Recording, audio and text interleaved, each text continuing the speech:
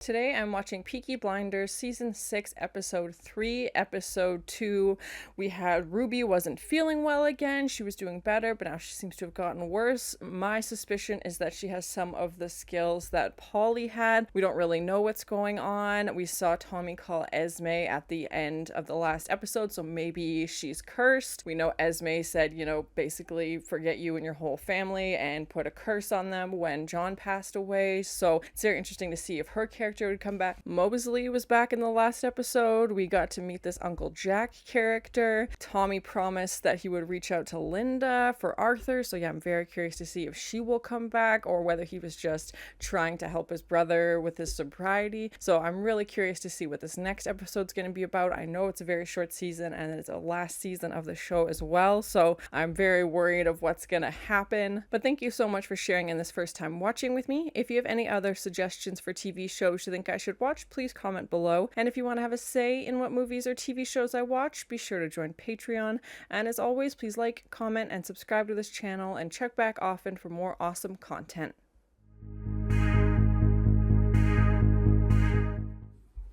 Can you get the doctor? I need to speak to a doctor! Mr. Shelby, your daughter has consumption.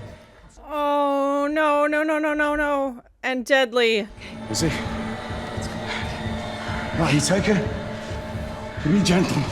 From what I know about consumption, the survival rate is minimal. Oh, and very contagious. Me! Who brought this on? Yeah, Tommy blames himself. He's a horse in a crate, kicking the crate. That's a good way to put it, yeah. I'm sorry. Is he? Tommy doesn't apologize often. And it's interesting to see Lizzie be able to calm him down like this. But obviously his kids is something he's very, very, as a dad, very worried about. And especially when something happens. Oh my god, these old-timey x-rays. Oh, that's terrifying.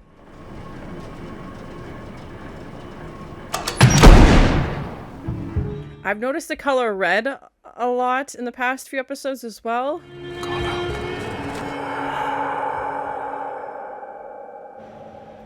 We had that scene in Chinatown with very distinct red lighting, and also when Tommy was in the elevator, there was very, very prominent red as well. So that's interesting. And red typically means warning and bad things, so it's making me very nervous. Something where they collapse the lung, let it rest.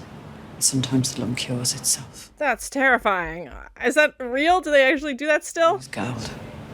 What? Gold? The doctor said he explained the methods to you when you cut the ribbon to open the institution. Is that accurate? Comment below and let me know. That sounds bizarre. Gold salts. Salt, 37% gold. I know medicine around this time was sketchy at best, so I'm curious.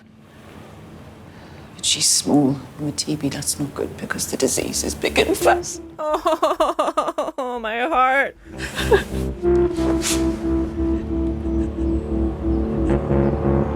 There's been so much loss in this show already. And no theme song again. I will make it go away. I will strike a bargain. What is he gonna do? Is he gonna try and trade? You should be wearing a mask. Yes. I am. Oh, too real. Business. But Ruby is very sick. I need 5 days of your time. Whoa, that was cool. Coat. Yes, ma'am. Make a note of the label. Of course, ma'am. Who wants to know what kind of coat she's wearing? Oh my gosh. Their income on Guinness, please. I think the causes of poverty are a little more complex than that. Yes. I agree. I believe it is to do with genetics. Oh, well, that's rude. 1919, you would have come through my front door carrying a revolver and a Molotov cocktail and would happily have blown off my head. She still might. It's wonderful how time changes everything. Changing the world. I thought today was purely social. Now that it's just you, I suppose it will be. Ada's like, get me out of here. I hate this lady. I want not to be here. Interpretations. The Black Rider on 18th Dynasty vases is meant to signify approaching death. Oh, I don't like that foreshadow. Oh my gosh, I don't like where that's going. Ada, before the dreary business of changing the world begins, I want you to know something. I wouldn't drink that, Ada. I wouldn't drink it. for the great cleansing. I myself will personally Oh my gosh, she's a nightmare. must be dealt with, but that the gypsies should be spared. That won't work. That's not how it goes, unfortunately. Whiskey and wait for the American. How kind of you to only target one demographic. What a piece of trash. Esme's husband was a dirty Dedecoy. He was a Peaky blinder. He's like, and so am I. I heard you were looking, and I'm curious. I still can't believe Esme's back. I would wonder if that would ever happen. And if anyone's going to give you trouble, Tommy Shelby, it'll be me. I believe it, yep.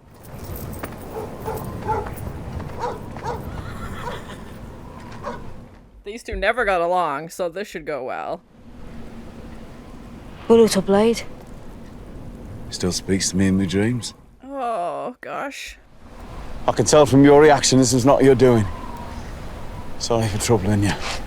Yeah, he thought, well, she did. Like, the last time we saw her, she put this curse on them, so I could see why he'd think that. And he always puts such big stock in these situations, so... He also says, in answer to your inquiry, Diana, that the coat our exotic friend is wearing is made by Gina. He's like, just so you know, I'm ruining all your secrets and telling everybody.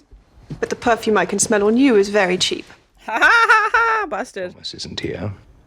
It is a family emergency, apparently. We only have Ada, the sister. She's like, I can handle myself, don't you worry. Sister likes some more champagne. Oh, the sister is allowed to speak. Mr. Nelson, do what you require him to do. So when I speak, please keep your mouths closed. I will have champagne. I love it when Ada gets a chance to shine and like stand up for herself and be like, listen, I'm not taking any of your crap. We have the power. Oh, hello, Gina. The sister. Yes, it seems I am indeed the sister. She's like, I do have a name also. You know, I did some research on you too, Mr. Nelson. Ada, yes. What exactly does the Shelby Company Limited do? How much time do you have? She's like, legal or illegal? What do you want to know?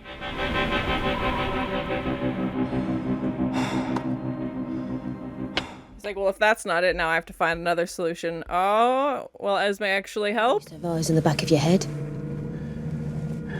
How can you change so much and not change at all? That's a good way of putting it, for sure. He's gone up a mountain looking for a miracle. No one is allowed to go in if he's not here. She's like, try and stop me.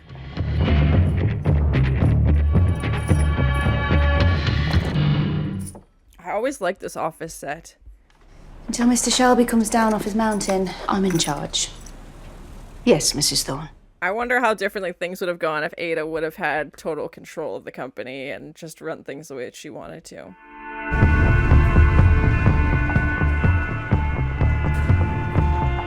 And I'm glad we're back to like where everything started, you know, back to where like season 1 and 2 took place, like especially with an end season, you know, it's always nice to see how far they've come and where they started off and where they are now.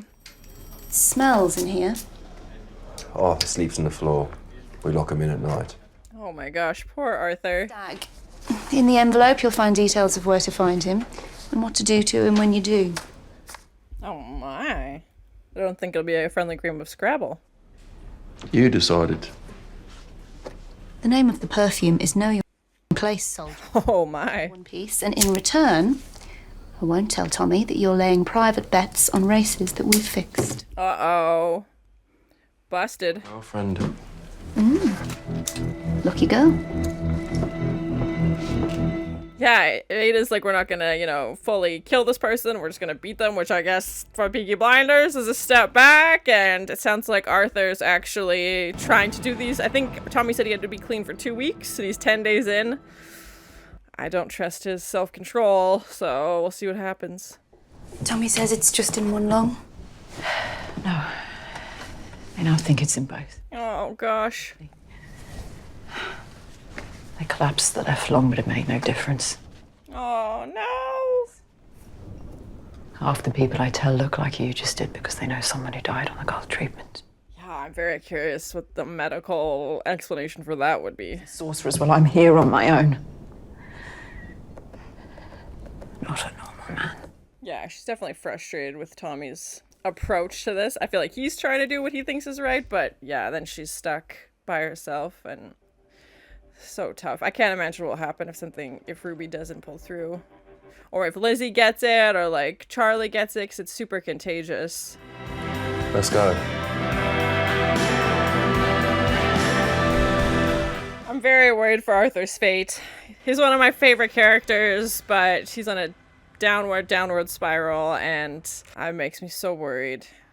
And I feel like he's sick of being the one that always needs to be looked after, and my heart. A Peaky Blinder still looks like this.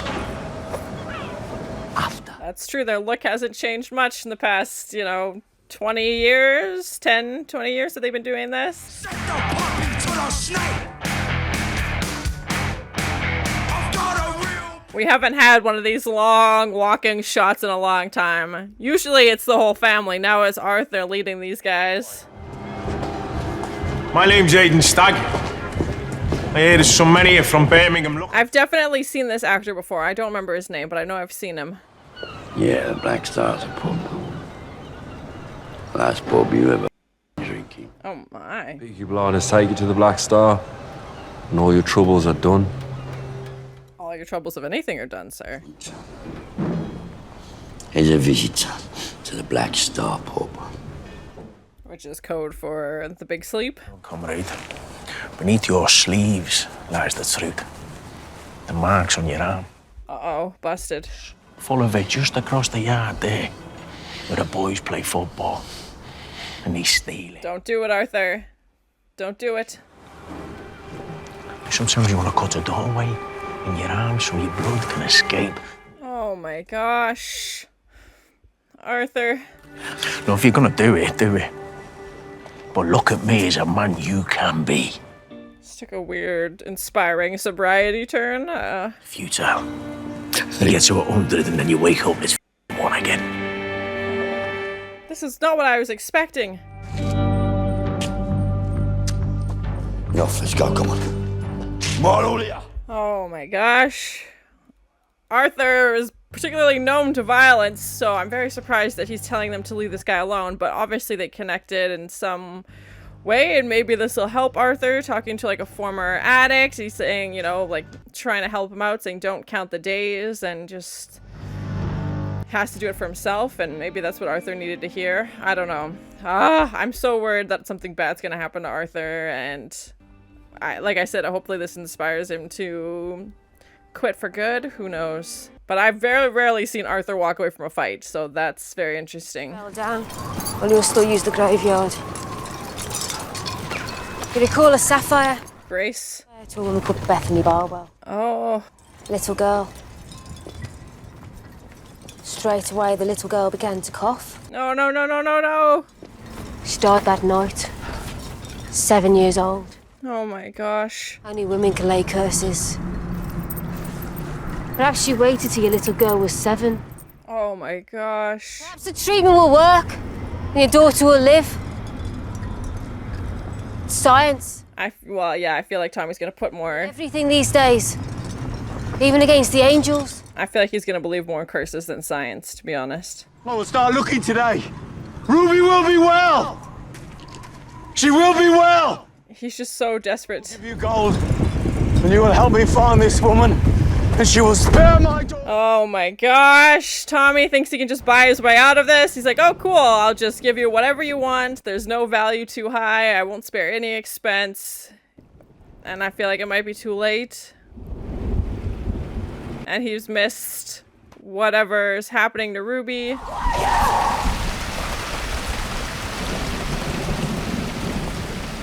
No. No, no, no, no, no, no, no. And he wasn't there. You weren't me. Oh, my heart. Poor Tommy.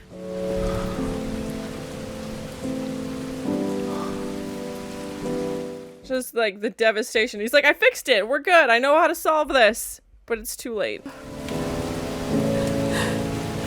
And poor Lizzie had to deal with that all by herself. She was asking just now for you.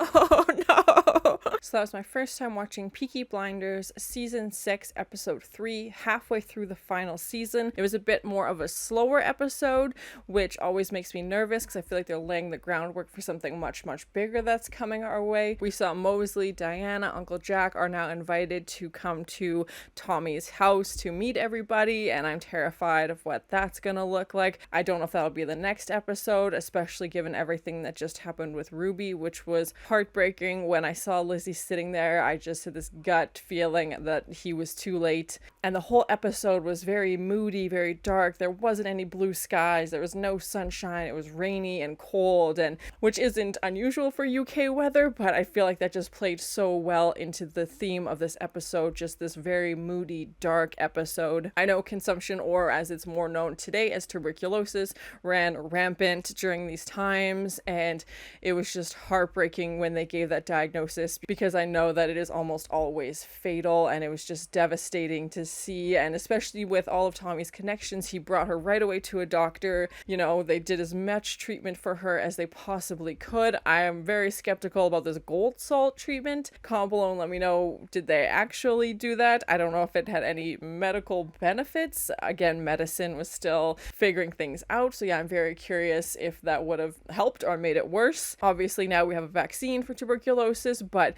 before that happened, I feel like they were trying everything possible. And just that shot of Tommy in the rain and him and Lizzie, you know, it was just heartbreaking. I was definitely tearing up. It was just so emotional, and Tommy's already gone through so much loss, but I feel like all of that loss was through violence. You know, Tommy would do something, somebody would retaliate, or they would be in a fight and somebody would die, or something would happen. You know, Freddie did die also from an illness early on as well, but that was season 2. It's been a while since anything like that happened. So, and in Tommy's mind, he feels like he's, you know, being punished, like this is this curse. He's hell-bent on finding out who cursed him, what's behind this, how can he fix it, you know?